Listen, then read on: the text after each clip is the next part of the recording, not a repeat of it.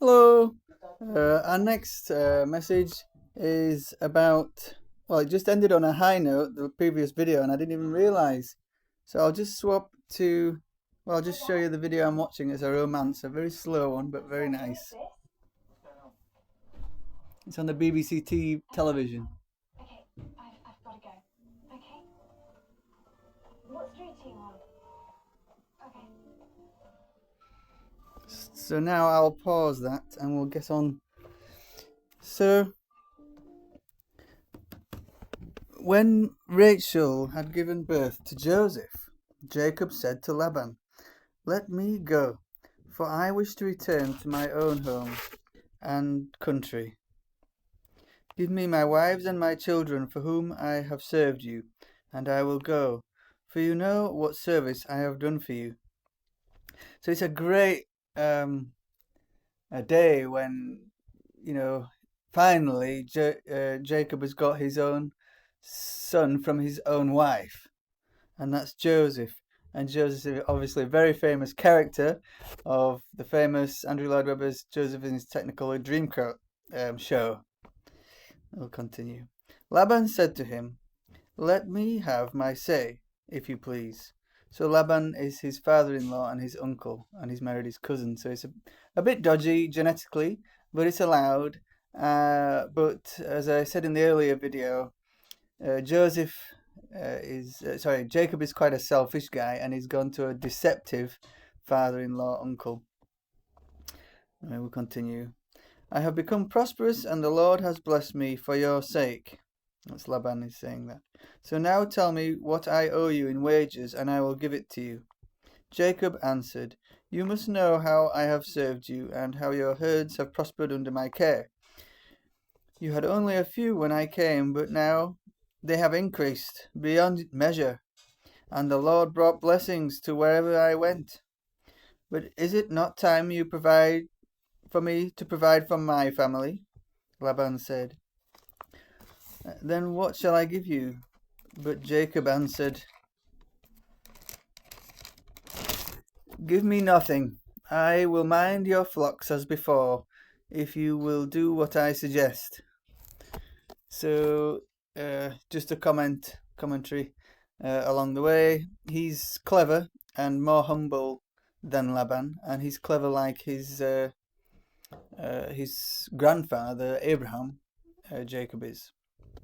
And so he won't take any gifts from someone he doesn't trust. And that is a wise thing to do so you can move on. And I think it's something I should have taken, some advice I should have followed myself. I wish I had. Anyway, I'll put in the notes, Jacob does not leave, as it is his fair and just right to do so.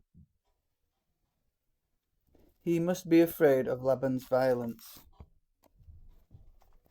So I think there's something going on here that we have to look, in between the lines, as I say, what the emotions are.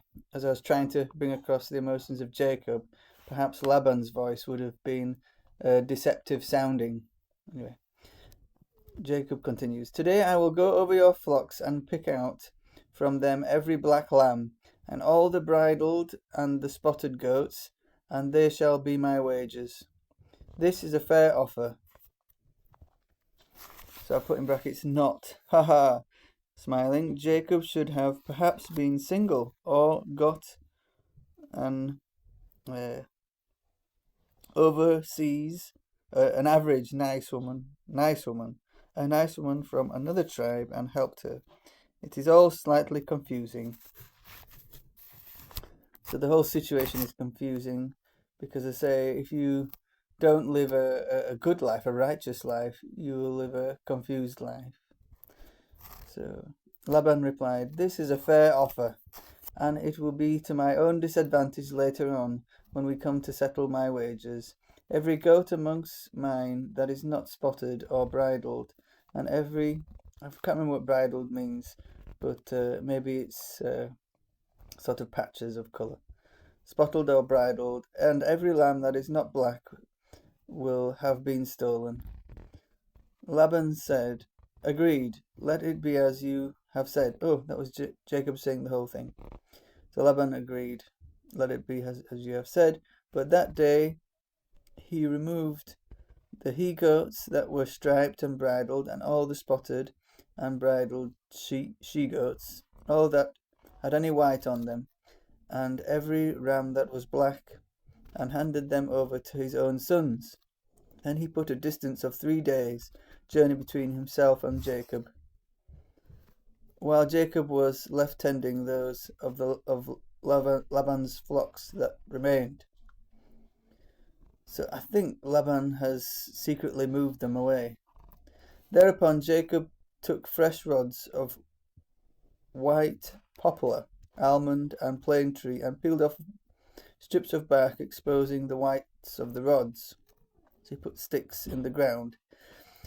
And, well, I know the story. Then he fixed the peeled rods upright in the troughs at the watering places where the flocks came to drink. They faced the she-goats that were on heat. That means they wanted to, have procreate, have sex with the other sheep. The boy and girl sheep to make more sheep when they came to drink. They're on heat when they came to drink. They felt a longing for the rods, and they gave birth to young that were striped and spotted and bridled. It's a strange thing, really, that these sticks in the ground made the sheep, all, have sex with other sheep and have sex with other sheep and have lots of other sheep, lambs and kids, goats. As for the rams, Jacob divided them and let the ewes run only with such of the rams in Laban's flocks as were striped and black. And thus he bred separate flocks for himself, which he did not add to Laban's sheep. Yeah, I've added in the notes that Laban stole them. Yeah. So it must be right, Laban took some away. As for the goats, whenever the more vigorous were on heat, he put the rods in front of them at the troughs so that they would long for the rods. He did not put them there for the weaker goats. Thus the weaker came to be Laban's and the stronger Jacob's. So Jacob increased in wealth more and more until he possessed great flocks, male and female slaves, camels and asses. So yeah, Jacob's getting his own back on Laban for Laban taking away some of the sheep and goats.